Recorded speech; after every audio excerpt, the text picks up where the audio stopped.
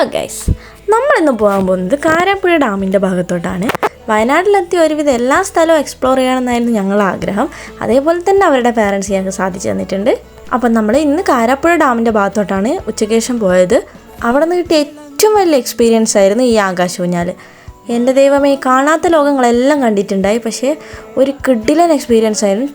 ില്ല എന്നേ ബാക്കിയുള്ളൂ. പിന്നെ അവിടെ കണ്ട 2-3 റൈഡിലൊക്കെ വെറുതെ കയറി ഇറങ്ങി നടന്നു. പിന്നെ എനിക്ക് ഈ വയനാട് എന്ന് പറഞ്ഞാൽ ശരിക്കും ആ തേയിലത്തോട്ടാണ് എൻ്റെ ഒരു മൈൻഡ്. അപ്പോൾ എവിടെ തേയിലത്തോട്ടം കണ്ടാലും എനിക്ക് ഭയങ്കര എക്സൈറ്റ്മെൻ്റ് ആണ്. അങ്ങനെ അവിടെ നിർത്തി 2-3 ഫോട്ടോ ഒക്കെ എടുത്ത് അപ്പോഴത്തേക്ക് നമുക്ക് ഫുഡ് കഴിക്കാൻ സമയമായിട്ടുണ്ടായി. അടിപൊളി വനിതാ റെസ്റ്റോറൻറ്റിൽ നിന്ന് ഒരു അടിപൊളി ലഞ്ച്.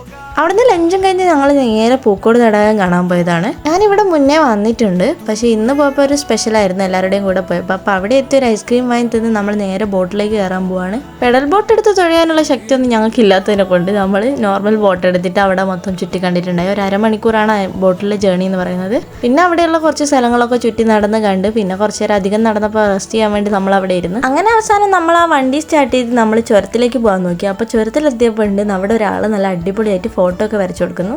അങ്ങനെ രാത്രി ചുരത്തിൻ്റെ മുകളിൽ നിന്ന് 2 കാടമുട്ടയൊക്കെ കഴിച്ച് നമ്മൾ നേരെ തിരിച്ച് വീട്ടിലേക്ക് പോവുകയാണ്.